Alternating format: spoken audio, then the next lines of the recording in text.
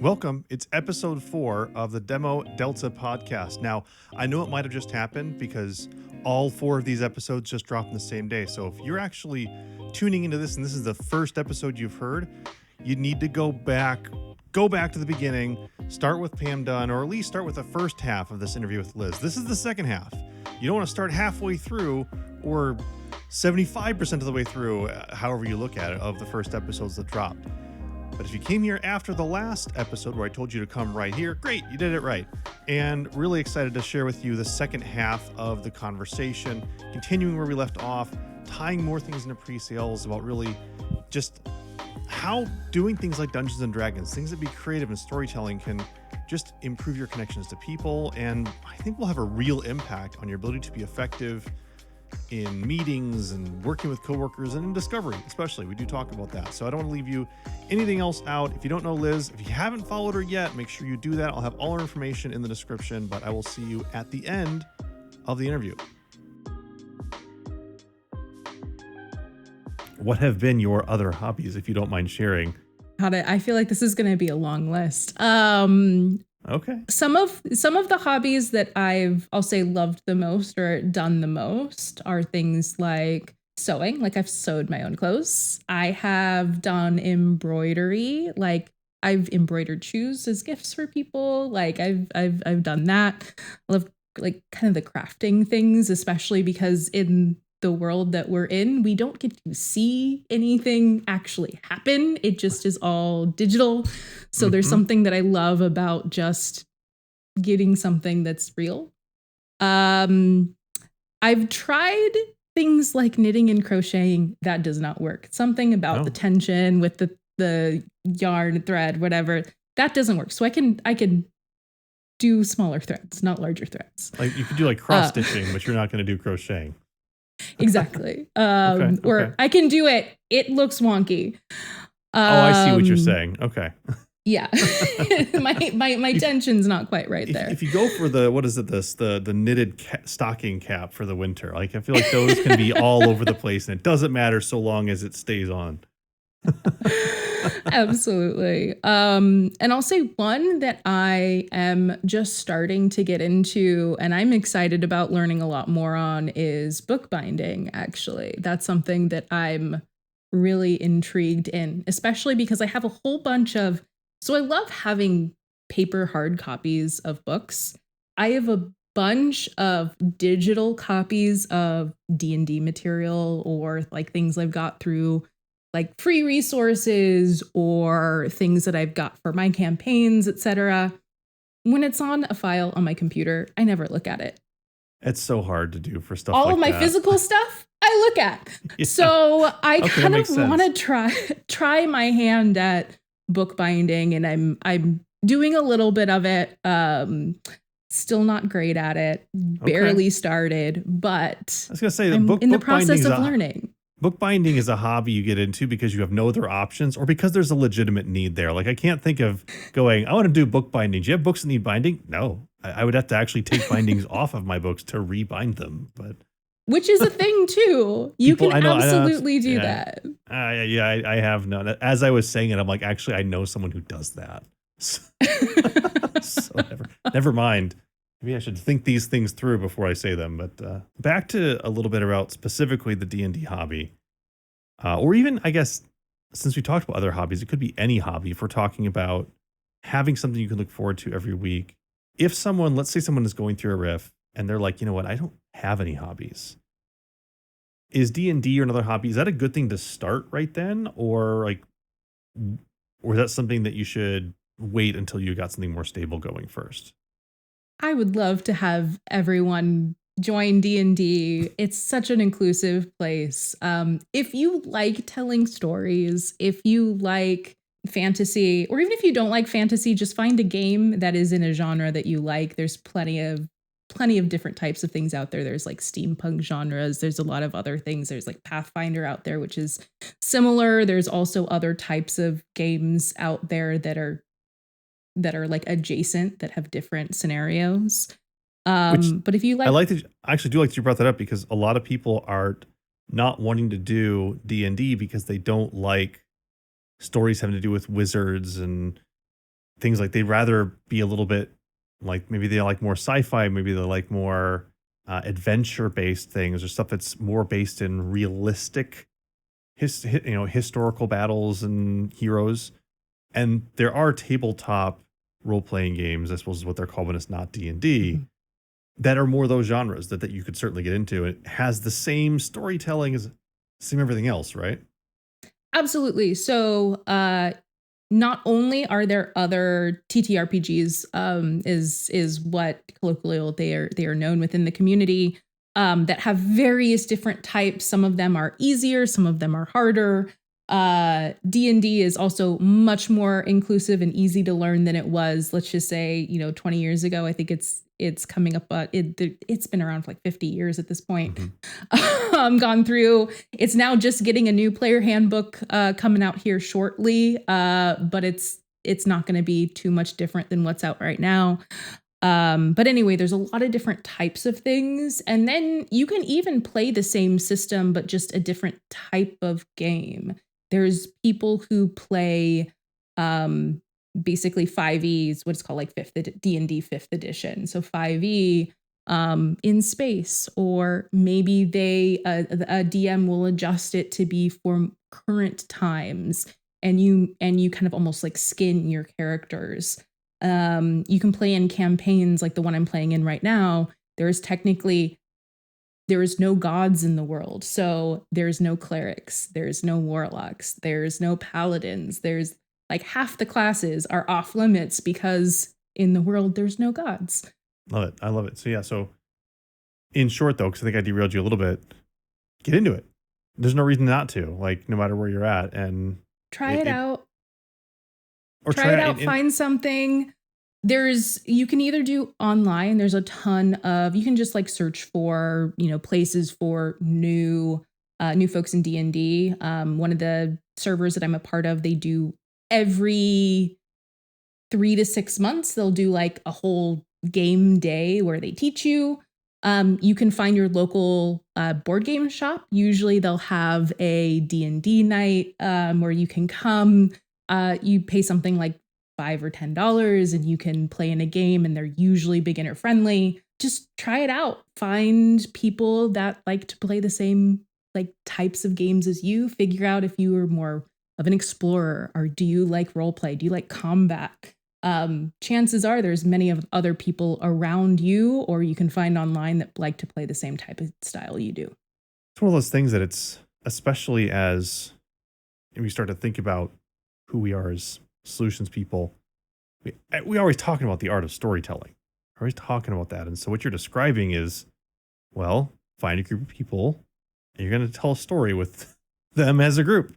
And you're going to get better at telling stories because you have to tell stories a little bit different than telling a story about a feature of your product. But there's also arguments you made about that's not really a story anyways. And the beauty is you can tell the story now from a perspective of a player that is highly charismatic, or a character who's going to run headfirst into any problem without thinking about it first, or a character that's going to be basically an old curmudgeon to every single person that they meet. And you just have fun with it, and there's no mistakes. It's just all a part of the story.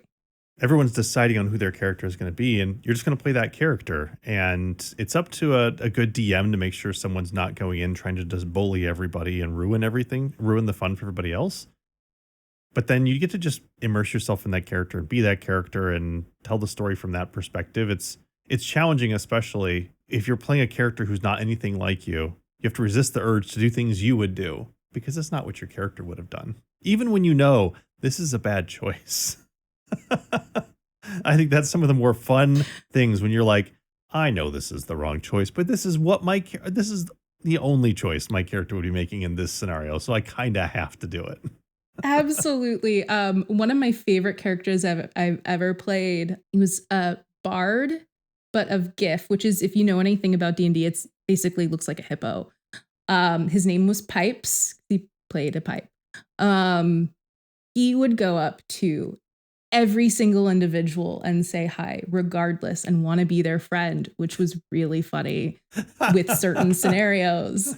And it was great because it was so wholesome, and sometimes it worked out way better than you anticipated. Sometimes got the party into some situations that we had to fight our way out of, but regardless, it was a blast. Who's going to tie up pipes before we go into the tavern? But it allows you just to have kind of fun in a way that you would never be in real life, which, again, if you're looking at something outside of work, outside of what you do from day to day, that you can look forward to that can be completely different. I mean, come on. It's just fun. And the fact that, especially as like adults, sometimes I feel like we've been given this great almost like lie that we have to be serious all the time. And there's such great joy and just playfulness and being okay with being a little silly. And this is a perfect place to do that. So I think the recommendation is you should do D&D, and I'll definitely try. And if there's any ones any ones you recommend, I'll actually get those linked in the description so people can check those out there. If you don't want to give away the group that you're in because you want people coming in, oh my gosh, it's Liz. You're getting doxxed by people coming in from the podcast. But certainly I'm sure you can help others who might be looking as well. I mean, I might be looking at some of those groups too. I do want to make a little bit of a shift because the question I always want to know is, all right, how has D&D directly impacted your work? Both, obviously, it could be work when you were in pre-sales, but then also maybe your work in current role within enablement. How has D&D, if it has, made any impact on your day-to-day work life? I think the obvious one is, when you are happy and healthy, you come to work also happy and healthy. So I think that is a big piece of it. But when I think about the actual skills in place, D&D really helps you get outside of yourself because you're playing as a particular character and you're thinking about how you would come across scenarios. How would you problem solve if you were in this particular, scenario, which is helpful in pre-sales. It's helpful in enablement because you're always have to thinking about, okay, how is this going to come across from this other person's scenario, from your prospect, from your students. Not only that, when I got to DM, it really helped me figure out, okay, how do I plan for the unexpected? Or how do I make sure that they go to this particular spot? Because this spot is a story milestone and they have to get here. I can't allow them not to. But also, how do I make sure that they don't feel like they're being railroaded into that particular spot? So there's that art of, okay, this person cares about this, so they're going to be driven by X. This person is driven by Y. This person is driven by Z. So then, okay, knowing those things, if I put these scenarios in front of them, they are likely to choose, the path that I want them to. If not, here's my plan B to get them back on track. And it's a beautiful way of saying, okay, even if they don't get to this encounter, even if they don't get to this particular interesting story point, I can take that, I can reskin it, and I can use it later, just like you would in pre-sales for demos or for really anything that you're presenting for a customer. I love that. I mean, it just flashes right now of there's so much strategy time that at least my team has around how do we get the conversation to go where we want it to go without us just talking for 40 minutes straight and forcing it that direction. How do we get the customer to engage, ask the right questions so that we can, well, one, find out what they care about, but two, we can have them engage with with asking the right questions, with being interested in things that then we can show them that will show the value. That's a tough dance. And I absolutely could see that. The practice of how to get a group of people who are just trying to laugh and have fun and all going to go different ways, and they're non-observant. I mean, they sound like every customer I've sold to. That they can't. I mean, if you need almost Dora Explorer them. Do you see the tree? Uh, the, It is true. that's Like, that's a skill that's a way to practice. I'd never even thought of that. That's fantastic. it's wild how much I didn't even realize D&D is so similar. And also you get practice in storytelling. Like we talked about it earlier in this podcast, but storytelling is so essential to what we do every single day. And what better way to continue to storytell than in a fun format? Less pressure. It's a lot less pressure than those role playing exercises you get to do during your sales enablement on sites, where it's okay. Now you come up and pretend that you're trying to sell to me, a curmudgeon customer, and all your peers are watching you. No, this is a lot less stressful, a lot less pressure for sure. From just a practical problem solving perspective. So a lot of D&D is, well, not a lot, depends on the campaign you're in. Many campaigns focus a lot more on less on combat and sometimes on just trying to solve puzzles. What's going on? What's the DM giving you? How do you navigate that? For me, that's always seemed like D&D is a great way to just kind of expand that part of your brain to be more observant, to be more looking for ways out of a situation, thinking on your feet a little bit, because no DM is going to give you 2 hours to figure out a puzzle. They're going to put some type of a time restraint on it so that the session's not completely railroaded. Something's bad's going to happen if you don't get it by this particular point in time. Yeah, and the time is when I'm bored of you not figuring it out. Have you had any practical examples of some type of puzzling that you're like, you know what? That type of puzzle has been applicable with this type of thing in pre-sales or within your role in enablement? I'll say because most of the puzzles that I've done are more like, okay, think about it, like, the puzzles that you would do in, I don't know, like middle school, but for some reason they're a lot harder now that we're adults. I don't know what that says about us. But I almost think it's the exploration is a way, because so for those of you who don't know about D&D, I'll kind of present a scenario for you. So you're in this world and you're trying to figure out like more about it, what's happening. You might get put into like an abandoned castle and you're trying to figure out what happened or more about a particular villain or person, that you're tracking. So you're going to investigate. You're going to open the drawers, you're going to look at the walls, you're going to, see if there's certain traps involved. Because it's a game that's not like a video game where it's like, oh, here's this objective and like I can only do certain amount of things. You can miss things. You can find the right thing. You can in your own brain say, I know there's something here. But then you roll a natural like 1 or a 2, which basically means you're either thrown completely off track or get something different. And in your mind, you'll be like, okay, well, this is either false information or it's not helpful at all. So you then have to think about what's another way that I can get to this piece of information that I know that's important. So it's almost like a puzzle within the exploration piece. And I feel like that is useful because it's always like, okay, I know there's something here. The way that I tried, that's a no-go. I can't do it this way. What else could I do to try and find out that information? Is there anything else here that I see that I could make another roll for, and hopefully it's better? So now I'll be sad if I take the pre-sales pillars course and they're on discovery and there's not a D&D component in it. I feel like we're talking there's about no rolling involved, unfortunately. There's no rolling involved, but no, you're absolutely right. Like figuring out a different way of getting at something when the situation's not lending itself, when the customer is rolling a lot higher than they should because they're using weighted dice. How do you go about it to actually find the information when you're talking to them? This is a complete D&D question because this always annoys me. DM will go, okay, everyone roll a perception check, and you all fail. What am I missing perceiving? Can I re-perceive? Because like, can I turn right now and walk into every wall? Like you don't want to meta games that when you're trying to play the game on you, but most of the times I've been in those scenarios, it's because you're perceiving the enemy hiding. And all that's going to happen is you're just going to be surprised and around in combat. Very applicable to pre-sales. You're discovering the risk now or later. And later it's much, much worse if you discover it later. Yes.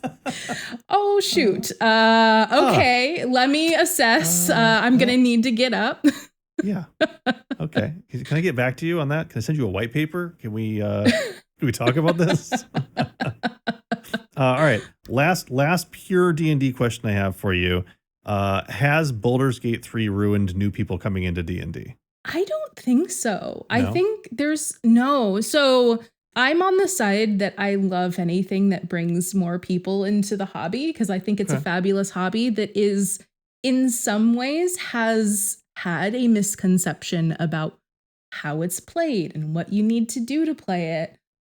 Because the important thing is that you get in and you play the game and you learn how fun it is. Mm-hmm. That's the important thing. And honestly, I could probably pull something about how that's like being in pre-sales and getting somebody interested in something early without all the hard things. But it is true. Like when you are doing something seems hard, anything that makes it seem easy, anything that makes it more accessible is to me a good thing. Yeah, I'm with you. I know I've heard both sides of that coin, but I think I land squarely with you as well, that I think anything that can increase the accessibility of something that has seemed out of reach for many is great. And I've enjoyed the couple times that I've done D&D as well, so I'm 100% with you. I've loved hearing your take. I loved hearing your perspective on that and some of the tie-ins to pre-sales, and I'm sure I'm going to be thinking of more and more. In fact, if there's a tie-in while you're listening to this that you're thinking, oh my gosh, here's a tie-in that I've had with pre-sales, please let us know. Drop something in the comments. I'm sure Liz and I will be watching that to see what other people have to say. But that's going to probably be our time here. I just want to say thank you. Thank you for being here. I really appreciated talking with you. You bring in your perspective. Thanks as well for the work you do with PreSales Collective. That helps many, many people who are trying to get in and are in pre-sales, and I look forward to more of the pillars and more things, and maybe someday that homegrown pre-sales focused D&D campaign that you want to set up. I'm sure there'll be some takers if you ever decide to do it. I mean, I keep thinking we need to make it happen. I just have to make something interesting enough for us all to try out. But again, thank you for having me. And the time to build the campaign too. I mean, this is no small feat, right? I'm not asking you to do something that's going to take an hour. These are like, I recognize what I'm saying here. So well, I would love to do it. And thank you again for having me. And thank you for sharing this space. I think it's so important to understand that we're all people outside of work. And that is such an important part of our lives and should be talked about more. Absolutely. Couldn't agree more. Well, thanks again. Really appreciate it. And that does it. That wraps it up. That ends the 4-part launch of the Demo Delta podcast. There's a lot more to come. We've got great guests already lined up. So if you are not subscribed, please do find us on YouTube where you're watching it. Or if you're listening, go over to YouTube, find us there. If you want to watch these things, subscribe there, like the videos. In the comments, let me know if there's people you want me to talk to, if there's topics you want me to cover, if there's hobbies that you have that you think would be really exciting to actually explore because they've had real impact to you, please let me know that. That'd be really great. You can also find the page on LinkedIn. You can share it with your friends, all the places. Most of all, I enjoy you being here. I enjoy you listening to the episodes, hoping you're finding value out of them. And we'll see you in the next episode. Take care.